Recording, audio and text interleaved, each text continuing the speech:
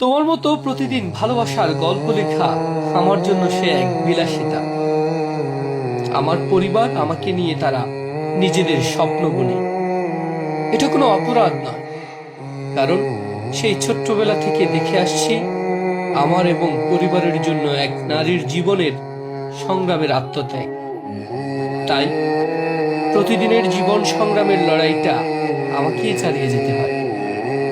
স্বপ্ন দেখার নেশায় আমার রাত্রি যাপনের সেই তীব্র ব্যথা যন্ত্রণা তোমাদের মতো প্রণয় জোড়া যুগলবন্দিরা হয়তো কখনোই বুঝতে পারবে না। আমাকে এবং আমাদের সবাইকে তো পারতেই হবে, কারণ আমি জানি এই শহরে আমি একা নই। আমার মতো লক্ষ ছেলে এখনো এই শহরে এই একটা আশা নিয়ে বেঁচে আছে, বেঁচে থাকতে হয়, সময়ের অপেক্ষাও করতে